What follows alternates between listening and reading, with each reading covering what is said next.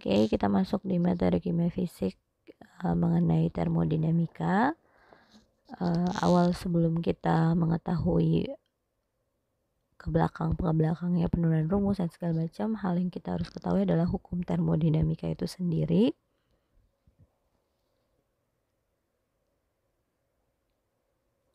Di mana ada hukum termodinamika 1, 2, dan 3. Oke, hukum termodinamika 1 itu berbunyi mengenai kekekalan energi lah. Saya tidak menyebutkan bunyinya, tapi dia berbicara mengenai hukum kekekalan energi. Tapi lebih kalau secara kimia fisik kita menelaah mengenai energi dalam atau delta U yang merupakan jumlah dari kalor dan kerja dari sistem. Ya, sistem atau lingkungan, dari sistem ke lingkungan atau lingkungan ke sistem, terserah. Nanti tandanya berubah, itu urusan belakangan. Yang penting energi dalam sama dengan kerja ditambah kalor. Kemudian hukum termodinamika 2, dia berbicara mengenai entropi alam semesta selalu menuju kepada nilai yang lebih besar. Artinya ketidakteraturan semakin hari entropi di alam semesta ini menuju kepada yang tidak teratur atau nilainya besar, begitu. Ke nilai yang lebih besar. Jadi lebih ke semakin hari semakin amburadul lah bahasa gitu, lebih semakin tidak teratur, amburadul lagi. Oke, jadi lebih ke entropi, rumusnya delta S sama dengan Q-ref per T ya. Delta S sama dengan Q reversible atau Q-ref dibagi T. Kalor pada keadaan reversible dibagi suhu. Kemudian hukum termodinamika 3, entropi kristal murni pada suhu 0 derajat Kelvin nilainya adalah 0, begitu ya. Kalau di hukum termodinamika 3 tuh kita lebih melihat ke sistem tertutup seperti itu ya, kayak nanti penurunannya terhadap dari entropi terhadap menghitung ental energi bebas Gibbs dari entropi misalnya begitu. Jadi lihat hubungannya begitu ya.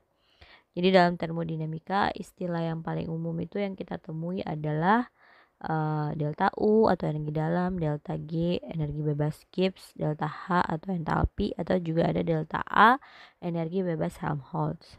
Nah, sebelum lanjut yang lebih ke dalam lagi, kita melihat dulu apa yang dimaksud dengan fungsi keadaan. Jadi fungsi keadaan adalah sesuatu fungsi yang melihat keadaan awal dan akhir saja.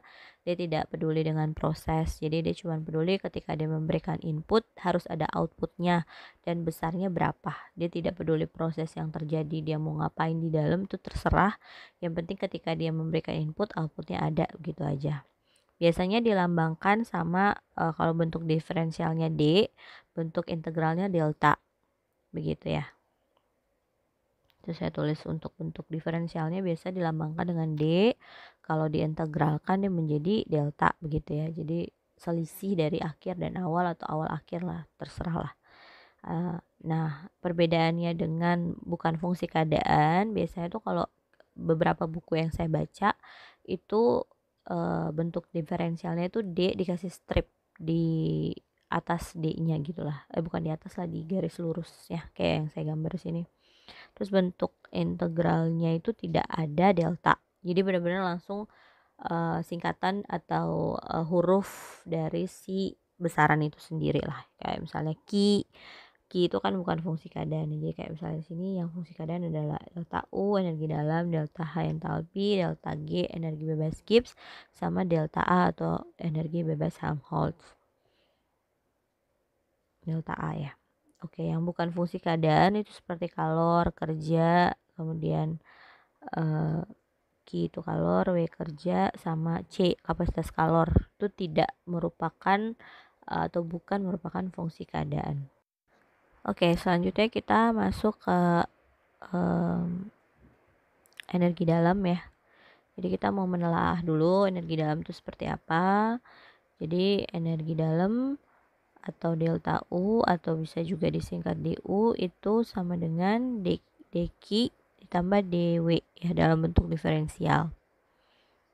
Tapi dQ sama dW itu harus ada stripnya ya, biar membedakan mana yang fungsi keadaan dan bukan. Oke, saya tulis itu Q kalor, W kerja, U adalah energi dalam. Oke, jadi pada V tetap,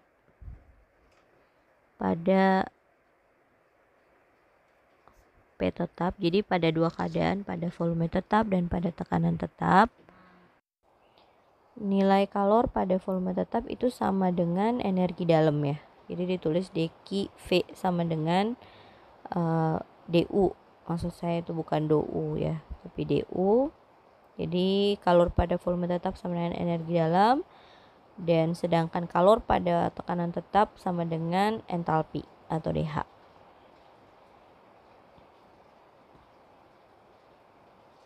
Oke, selanjutnya jika energi dalam atau du merupakan fungsi dari suhu dan volume, begitu ya, volume,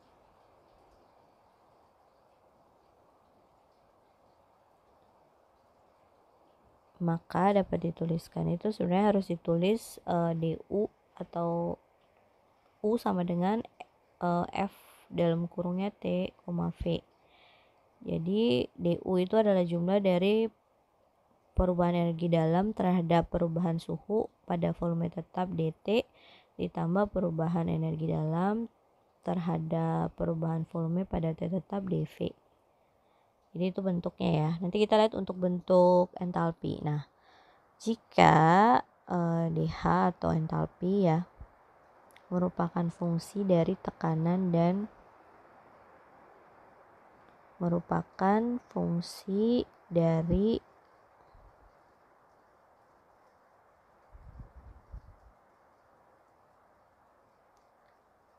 temperatur dan tekanan. Jadi ditulisnya itu dH ya, atau H sama dengan F dalam kurung T, P. Dimana dH adalah perubahan entalpi, itu bukan U tapi perubahan parsial atau dou per dou T pada P tetap dt ditambah perubahan H ya, perubahan entalpi terhadap perubahan tekanan pada suhu tetap dP gitu ya. Bentuknya seperti itu. Jadi perubahan perubahan entalpi maupun energi dalam tuh adalah penjumlahan dari perubahan parsialnya seperti itu.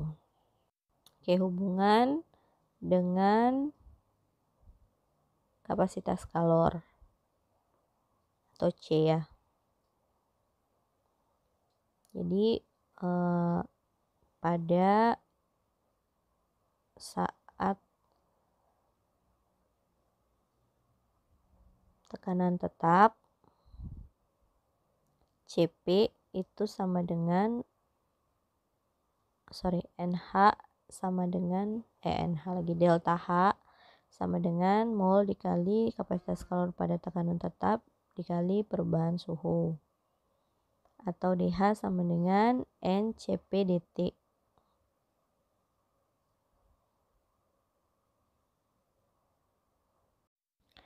Oke,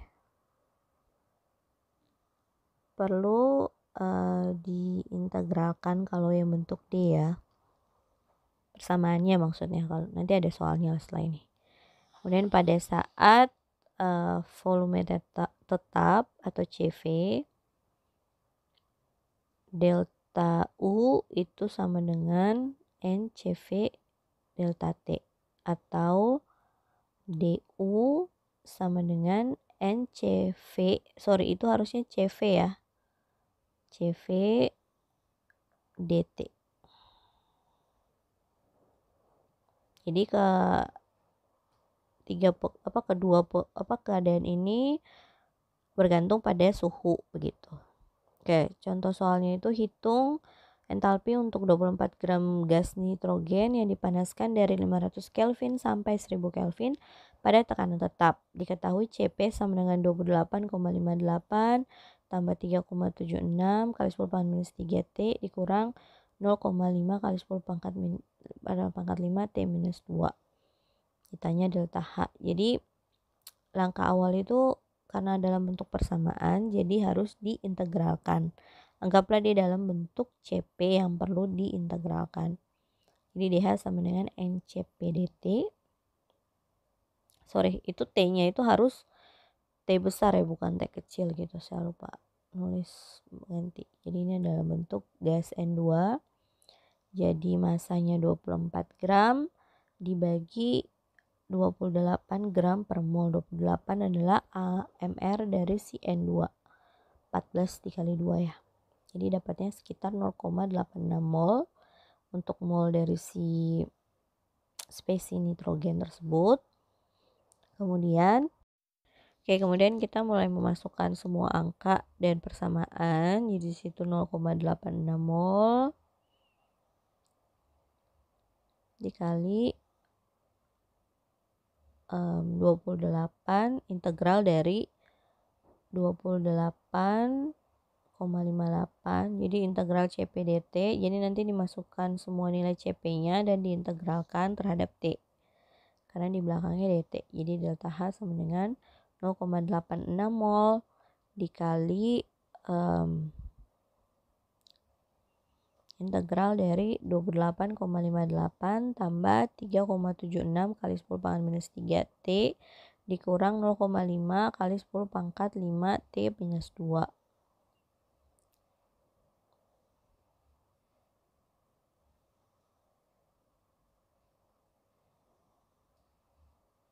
Oke. Nah, integralnya dari 500 sampai 1000. Ini delta H-nya sama dengan 0,86 mol.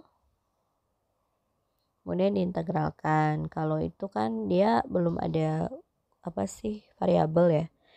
Berarti dapatnya 28,58 T.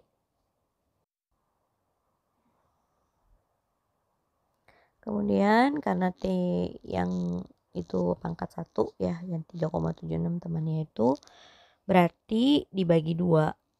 3,76 kali 10 pangkat minus 3 dibagi 2 T pangkat 2.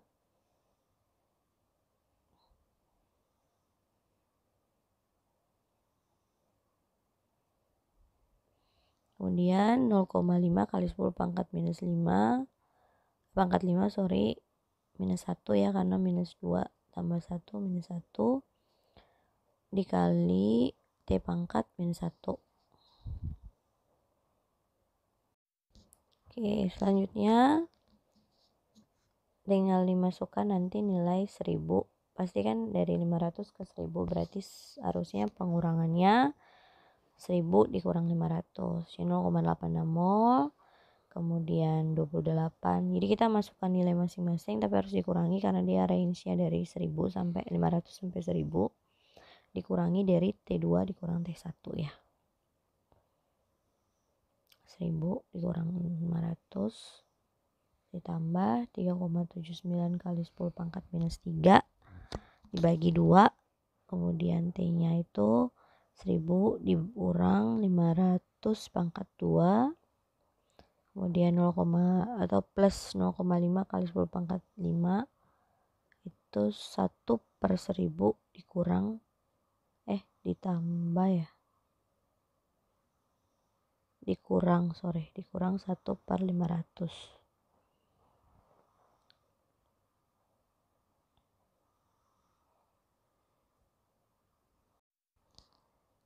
Oke, jadi nilainya semua tinggal dimasukkan saja.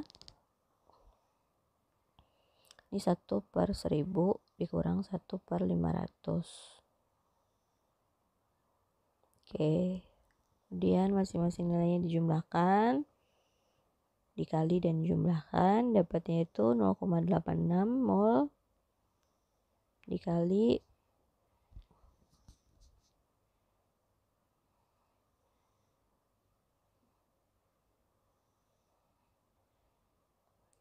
dapatnya 14.290 ditambah 470 dikurang 550. dapatnya itu sekitar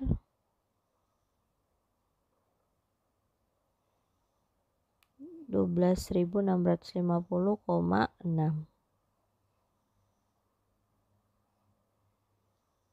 joule satuannya ya.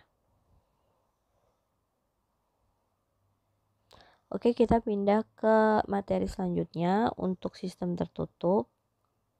Jadi ada entropi di sini, DS atau delta S sama dengan Q-ref atau calor reversible dibagi T. Nah, kalau DS berarti kan dQ-ref per T. Nah, kita hubungan dengan untuk sistem tertutup ya. Jadi untuk sistem tertutup ada 4. Sebenarnya sih ada 4, tapi saya cuma nulisnya 3 ya, yang sering kita temui di termodinamika lah. Jadi ada energi dalam, ada entalpi, sama energi bebas Gibbs. Jadi untuk energi dalam kan delta U sama dengan Q tambah W atau DU sama dengan dQ dW gitu ya. Untuk dQ dari rumus entropi, jadi kita bisa cari tahu dQ itu sama dengan TdS. Kemudian dW itu kan PdV ya, karena dia kan kerja itu gaya dikali satuan volume begitu ya. Jadi DU sama dengan TdS min PdV. Nah, untuk entalpi untuk bentuk diferensialnya itu H sama dengan U tambah PV. Untuk untuk bentuk integral H sama dengan U tambah PV. Untuk bentuk diferensialnya kan diturunkan ya, jadi ditulisnya DH. Itu DH tambah DU tambah DPV. Jadi DU tinggal dimasukkannya dari rumus di atas, TdS kurang PdV ditambah dengan ya penjabarannya kayak UV aksen aja sih. Kalau DPV berarti PDV tambah VDP begitu ya. Jadi fungsinya sama atau penurunannya sama dengan turunan dari perkalian UV. Jadi DUV sama dengan UV aksen tambah V aksen U gitu. Nah, jadi kita bisa potong min PDV sama plus PDV, dapatnya TdS plus VDP. Oke. Nah, untuk yang terakhir, untuk energi bebas Gibbs G itu kan dapatnya H dikurang TS atau HTS lah gitu. G sama dengan H dikurang TS. Nah, kalau DG berarti kan sama dengan DH dikurang DTS begitu. DH tinggal dimasukkan TdS tambah VDP dikurang TdS dikurang SDT. Yang sama TdS dipotong, sisanya VDP kurang SDT. Oke, untuk yang selanjutnya, untuk rumus dalam bentuk diferensialnya sudah diketahui. Tinggal kita mencari keadaan konstan. Jadi misalnya saya ambil contoh untuk energi dalam, misalnya di sini ya. Jadi kalau untuk energi dalam ada keadaan konstan ya, di situ kan TdS min PDV, berarti yang sesuatu yang berubah itu adalah entropi dan volume. Jadi untuk keadaan tetap begitu berarti antara si S dan V-nya yang tetap gitu ya. Biasanya itu kurung kurawal di subscribe di bawah ya, subscribe huruf lebih kecil ke bawah begitu. Jadi perubahan energi dalam terhadap perubahan entalpi pada saat volume tetap. Volume tetap berarti nilai yang ada volumenya itu dianggap 0. Jadi nanti nilainya adalah sama dengan T. Jadi V tetap berarti sama dengan T. Karena yang itu dV kan sama dengan 0.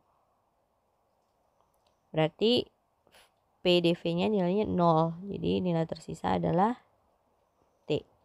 Untuk perubahan entalpi energi dalam terhadap perubahan volume pada entropi tetap sama dengan minus P.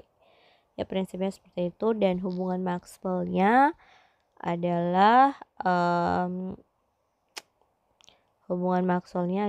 perubahan suhu terhadap perubahan volume pada saat S tetap sama dengan minus dari perubahan tekanan terhadap perubahan entropi pada volume tetap. Oke, untuk keadaan tetap dan hubungan Maxwell bisa diturunkan untuk entalpi dan energi bebas Gibbs supaya tidak